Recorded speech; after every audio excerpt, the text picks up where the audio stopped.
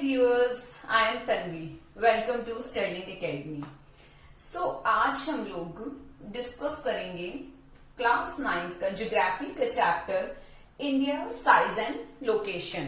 हम लोगों ने इसमें लास्ट जो मेरे लेक्चर्स थे उसमें मैंने टॉपिक कवर किया था location of India, size of India discuss किया था। सो आज हम लोग डिस्कस करेंगे India and the world.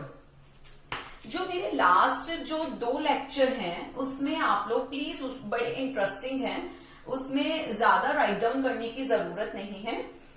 Pictures के जरिए मैंने आपको समझाने की कोशिश की है। सो आप उन लेक्चर्स को जरूर देखिएगा, प्लीज जरूर देखिएगा। उससे हम बाय पिक्चराइजेशन से ही हम लोग उसको समझने में, हमारी अंडरस्टैंड करने में इजी रहेगा, right. So here we go. India and the world, आज हम लोगों ने यही डिस्कस करना है। वर्ल्ड के हम लोग ये जानेंगे कि वर्ल्ड के अंदर कितने कॉन्टिनेंट है। ये आप लोग सब जानते हैं, 7 कॉन्टिनेंट हैं वर्ल्ड के। In the world 7 continents, 7 continents in the world, and 7 continents में इंडिया हमारा एशिया के अंदर लाई करता है। Asia is the largest continent in the world, right. यहां तक हमने डिस्कस किया कि इंडिया जो है वो कहाँ लाई करता है, वो एशिया कॉन्टिनेंट में आता है। इंडियन ओशन की, इंडियन ओशन का नाम इंडियन ओशन क्यों पड़ा? अगर हम इंडिया के मैप को देखेंगे, तो इंडिया की जो कोस्ट लाइन है, इंडिया के मैप में आप देखेंगे तो इंडिया की जो कोस्ट लाइन है, वो इंडिया की कोस्ट लाइन, इंडिया की जो कोस्ट लाइन है, इसी रीजन से इंडिया के साउथ में लोकेटेड है। जो इंडिया की कोस्ट लाइन है वो साउथ के अंदर, राइट। इंडियन ओशन वही लोकेटेड है, इसी रीजन से उसका नाम इंडियन ओशन पड़ा। जो ओशन साउथ में है हमारे और जिसकी कोस्ट लाइन सबसे ज्यादा है, राइट, इसी रीजन से इंडियन ओशन का नाम इंडिया के नाम पर ही पड़ा। अगर हम वर्ल्ड के मैप में देखेंगे तो जो इंडियन ओशन है, जब हम वर्ल्ड के मैप में देखेंगे तो जो इंडियन ओशन है उसके सराउंडिंग, उसके आसपास कोई और कंट्री नहीं है। इंडिया सबसे नियर बाय है और जो कोस्ट लाइन है सबसे ज्यादा इंडिया की ही है। इस रीजन से इंडिया का जो इंडियन ओशन का नाम है वो इंडिया के नाम पर ही पड़ा। जब हम वर्ल्ड मैप में देखते हैं तो इंडिया की जो शेप है वो थोड़ी डिफरेंट है, अद्भुत है। उसकी शेप एक अलग तरीके से है और वो किस रीजन से है? वो डेक्कन पेनिनसुला की वजह से है। अब क्वेश्चन राइज होता है कि डेक्कन पेनिनसुला होता क्या है? डेक्कन पेनिनसुला जब इंडिया का लोअर पोर्शन हम देखते हैं, इंडिया का जो नीचे साउथ का पोर्शन जब हम देखते हैं तो लैंड मास्क हमें दिखाई देता है, राइट।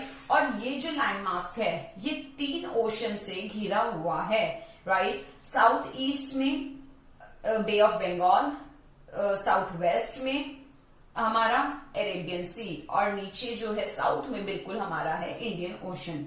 इसी रीजन से जो लैंड मास्क है ये इसी से 3 ओशन से हमारा कवर है।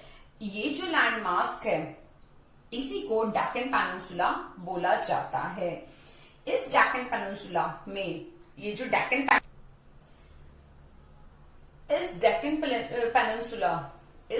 पेनिनसुला और इंडिया की कोस्ट लाइन की वजह से ही आज इंडिया डिफरेंट कंट्रीज के साथ कनेक्टेड है और बहुत इजिली कनेक्टेड है, राइट।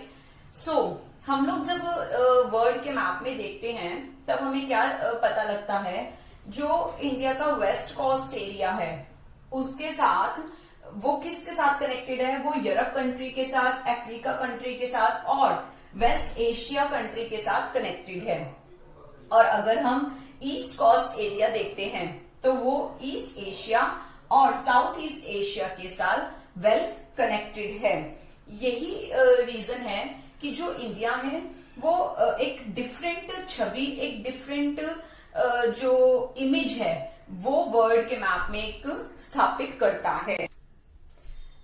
जो इंडिया है, इंडिया की अपनी डिफरेंट शेप, डिफरेंट इमेज और उसके अद्भुतपन की वजह से ही, राइट, इस वजह से ही इंडिया जो है अदर कंट्रीज के साथ कनेक्टेड है।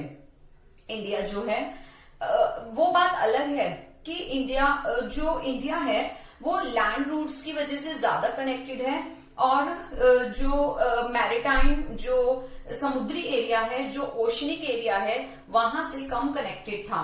ये बात बाद में पता चली जब टेक्नोलॉजी बहुत जब राइज हुई उस टाइम पर, उसके बाद ही जो इंडिया है अदर कंट्रीज के साथ बाय द सी लेवल, इसके बाय द सी वे, जो सी एरिया है, जो ओशन एरिया है, उसके साथ कनेक्ट हुआ। अदरवाइज वो लैंड रूट्स के साथ कनेक्टेड था। सो हम लोग इसके पॉइंट्स देखते हैं। India's contacts with the world have continued through the ages, but her relationships through the land routes are much older than her maritime contacts. जो इंडिया के जो अपने कॉन्टैक्ट्स थे, अपने जो पुराने कॉन्टैक्ट्स थे, बहुत सालों से हैं, बहुत सदियों से हैं, सालों से नहीं बहुत सदियों से हैं, राइट। बट वो लैंड रूट्स के साथ ज्यादा कनेक्टेड रहा है, अदर कंट्रीज के साथ मैरिटाइम कॉन्टैक्ट्स या जो ओशनिक कॉन्टैक्ट्स थे उनके साथ इतना नहीं जुड़ा था। The various passes across the mountains in the north have provided passages to the ancient travels. जो इंडिया के नॉर्थ में माउंटेन्स है वहां से तो कनेक्टेड रहा था पैसेजेस के साथ। एंशियंट जो ट्रेवलर्स थे वो वहां से तो आ जाते थे। while the ocean restricted such interaction for a long time, बहुत लंबे समय तक जो इंडिया था वो ओशनिक एरिया से रिस्ट्रिक्टेड था। वहां ओशनिक एरिया से जो ट्रेवलर्स थे वो बहुत रेयर ही आते थे, बहुत कम आते थे। ऐसे जो बिजनेस था, जो व्यापार था, वो इतना नहीं चल पाता था। अब देखिए इन लैंड रूट्स की वजह से ही, देखिए आगे क्या मैं आगे पढ़ रही हूँ, रामायण उपनिषद के बारे में पता चला। इस जो पॉइंट है इसको हम देखते हैं।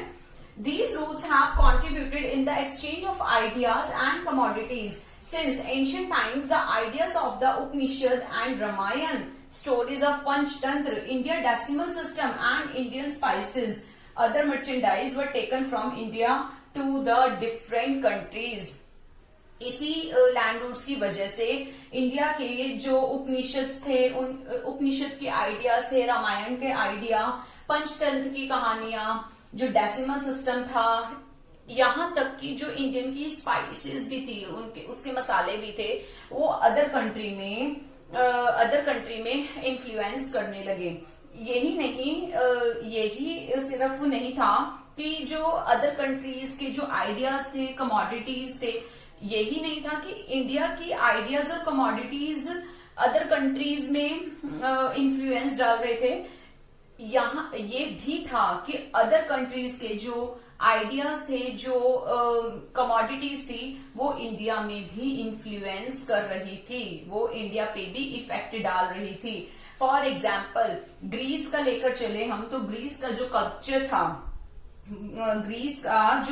था, वो वेस्ट एशिया से आया था, राइट। जो ग्रीस का कल्चर था वो वेस्ट एशिया से आया था। तो ऐसा नहीं था कि सिर्फ और सिर्फ इंडिया की ही जो चीजें थी वो बाहर जा रही थी, बाहर की चीजें भी इफेक्ट डाल रही थी। आज के लेक्चर में हम लोगों ने डिस्कस किया कि India and the world, India हमारा किस कॉन्टिनेंट में आता है, वर्ल्ड में किस तरीके से इंडिया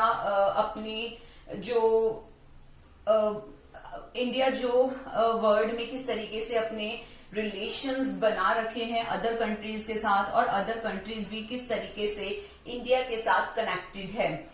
आज के लेक्चर में इतना ही। नेक्स्ट लेक्चर में हम लोग डिस्कस करेंगे इंडिया एंड उसके नेबर कंट्रीज के बारे में।